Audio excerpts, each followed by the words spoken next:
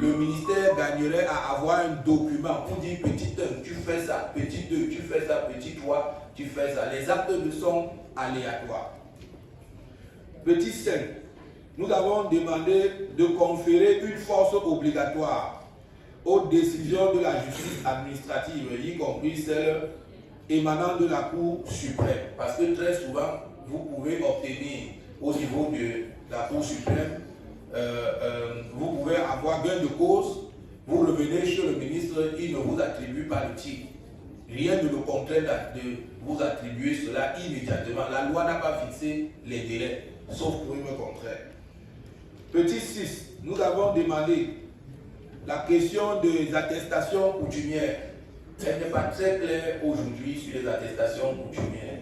On ne sait pas si la terre appartient aux collectivités ou bien ça appartient à l'État. Les deux, pour nous, jusqu'à présent, ce n'est pas très clair. Petit 7, la sécurité du titre foncier en cas de double titre sur le même terrain. C'est-à-dire que parfois, vous avez 2 titres ou même 4, même 5 sur le même terrain. On ne sait pas. C'est la même procédure. Vous prenez première immatriculation, ça passe. Deuxième, ça passe. Et l'administration n'est pas inquiétée. Et nous avons apprécié le MINCAF qui a dit que très souvent, le ministère de l'administration territoriale ne fait pas bien son travail du président du comité. Ça, c'est vrai. Et nous avons véritablement discuté parce que vous savez, pour immatriculer un terrain, nous oublions que c'est le sous-préfet qui est le président de la commission. Ce n'est pas le MINCAF. Parfois, c'est quand ils ont fini d'attribuer le terrain que vous revenez au MINCAF, que le MINCAF maintenant légitime. Parfois, même si le MINCAF rejette, le sous-préfet ou le préfet te dit exploite. Donc, vous trouvez des personnes qui ont donc des terres qu'ils exploitent sous le couvert du sous-préfet et du préfet. Et le MINCAF n'est même pas au courant. Et très souvent, nous allons donc vilipender le MINCAF en disant que c'est lui le problème. Il est important que nous le sachions. Nous avons également demandé de revoir l'âge minimal pour l'immatriculation du terrain. Vous savez que si vous n'êtes pas né, je crois, avant 82, 74, voilà, vous ne pouvez pas immatriculer un terrain au Cameroun. Et ce n'est pas bien, vous pouvez hériter et tout le reste. Donc, on pensait qu'il faut le voir. Nous avons demandé également de revitaliser la place de l'autorité traditionnelle dans la gouvernance foncière au Cameroun. Vous savez que l'autorité traditionnelle, quand on fait la descente, parfois on impose de céder sa terre et ses terres. Parce que quand vous descendez, l'autorité traditionnelle n'est que membre. Et même quand l'autorité traditionnelle s'oppose, imaginez-vous, on vient dans votre village, on immatricule tout votre village. Et sur le regard impuissant du chef traditionnel, son opposition ne vaut absolument rien. Il faudrait que nous le disions. Chacun de nous ici a un lopin de terre traditionnel qu'il a reçu. On gagnerait à protéger cet espace pour le bien de cette famille. Donc, en donnant plus d'autonomie aux chefs traditionnels, qui seuls peuvent avoir la compétence de bloquer une procédure, on pourrait également restituer le droit de chaque personne. Nous avons demandé également la digitalisation et la numérisation des données cadastrales par un observatoire national. Vous saviez, j'explique ça, vous pouvez aller au cadastre indépendamment de leur volonté, il peut y avoir des doublons. Parce qu'aujourd'hui, ce n'est pas digitalisé. Quand vous arrivez dans d'autres pays comme en Tunisie, vous entrez juste dans le Google, vous introduisez le numéro de titre foncier, ça vous donne à qui appartient, ça vous donne le fonctionnement. Donc on se disait que le MINCAF peut également aller dans ce sens. C'est vrai, ça a beaucoup de coûts. Nous en avons discuté avec le ministre, que tous ensemble, on peut chercher le financement pour que cela puisse aller bien. Il y a également la création d'une plateforme dont l'accès est ouvert à tous les acteurs intervenant sur le foncier, notaires, banques, géomètres, etc. Vous savez que quand le banquier veut financer un titre foncier, vous pouvez faire même le doublon du titre foncier, vous lui montrez l'espace et il finance sur la base d'un faux. Donc il faut une plateforme qu'on va aller à l'intérieur. Par exemple, comme on a, vous allez par exemple comme à la mairie de Douala, premier aujourd'hui, les actes sont des actes où vous introduisez seulement le numéro, ça vous donne les références. c'est un élément que c'est l'ambassade de France qui a mis ça à la disposition et c'est quelque chose qui est salutaire.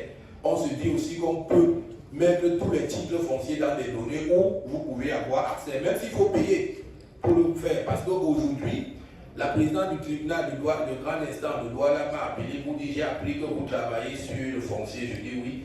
Elle me dit regarde, elle a 3 certificats de propriété. Elle dit qu'à chaque audience, le certificat, un nouveau certificat de propriété le parvient. Elle ne sait pas si elle va faire arrêter le délégué qui signe ce certificat. Elle dit tous les audiences, on vient dire le certificat de propriété appartient à B. Une autre audience, le certificat de propriété appartient à B, à C, à D. Elle a interrogé le monsieur et dit que non, l'ordre vient de sa hiérarchie. Elle se demande véritablement si elle va faire arrêter ce délégué parce qu'elle n'arrive pas à savoir comment donner justice pour la procédure dont elle est en question. Ça, c'est des problèmes que nous avions et c'est nécessaire de le savoir. 4. Nous avons l'harmonisation de tous les textes relatifs aux fonciers par le MINCAF, le MINE et le ministère des Affaires, le ministère de Forêt et de la Faune. Comme je vous ai dit tout à l'heure, tous 3 peuvent donner, les textes prévoient qu'ils peuvent donner le même espace. C'est légal. C'est un plaidoyer à l'endroit du MINFI pour la réduction des tarifs appliqués par le MINCAF dans l'obtention du titre foncier. Vous savez, nous avions été sur la chemin de la commission de finances et de budget avec mon grand frère, mon absent. On est passé forcément de l'obtention du certificat de propriété presque de 3 000 quelque chose à 25 000. L'objectif était de digitaliser. Et donc, on ne sait pas si le MINFI va donc réduire le coût ou bien on va digitaliser, je ne sais pas. Donc, c'est un peu cher aujourd'hui. Et lorsque c'est 25 000, vous allez auprès de la délégation, on va vous dire, si vous donnez 10 000 en plus, vous l'avez aujourd'hui. Si vous ne donnez pas 10 000 en plus, vous déposez, vous attendez la procédure, ça va suivre son cours normal. Ça également, le ministre le sait parce que nous avons une très bonne collaboration depuis un certain temps. La loi du 21 décembre 2010 prévoit la copropriété en son article 69.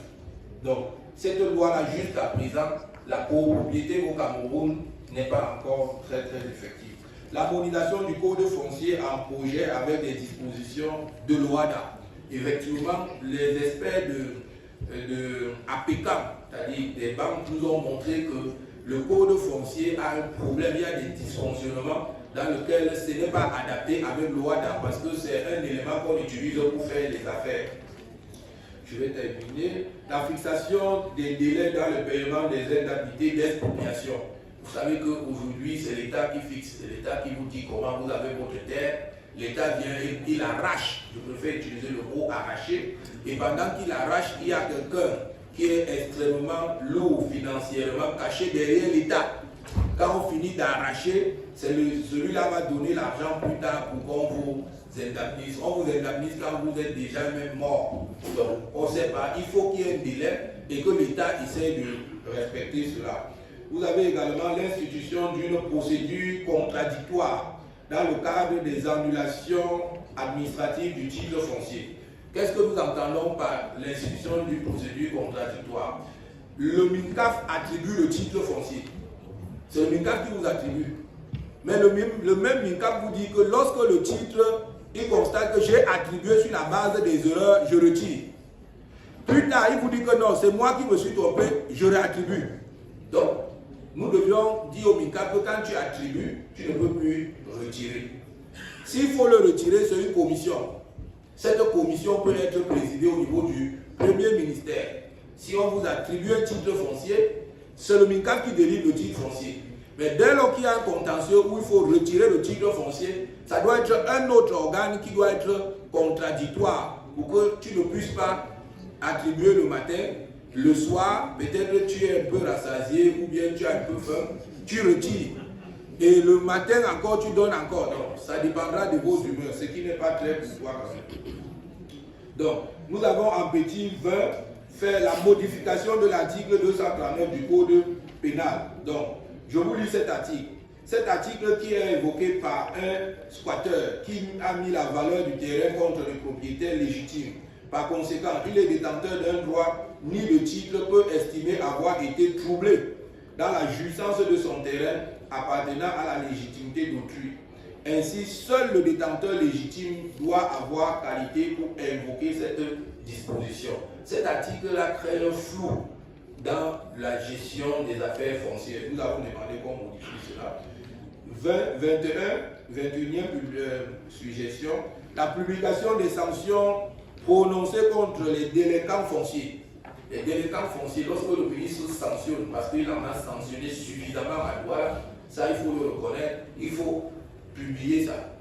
Et donc, je ne sais pas comment on va organiser, mais on peut réfléchir dessus. La création d'une police domaniale. Nous avons suggéré, parce que lorsque vous allez pour les affaires foncières au niveau de la police, même l'enquêteur ne maîtrise pas effectivement cette loi. Et l'enquêteur va prendre des actes, parfois quand vous venez, directement, on va prendre le droit commun, on va appliquer tout le reste. Donc, il faudrait que nous regardions si on peut avoir une police à cet effet. Donc, rendu donc à cette concertation avec toutes les institutions, nous comptons que nous devions passer par deux choses. Soit, comme le ministre nous l'a dit, il y a un projet de loi en gestation. Nous allons faire que ce projet de loi puisse tenir compte de l'ensemble de nos suggestions.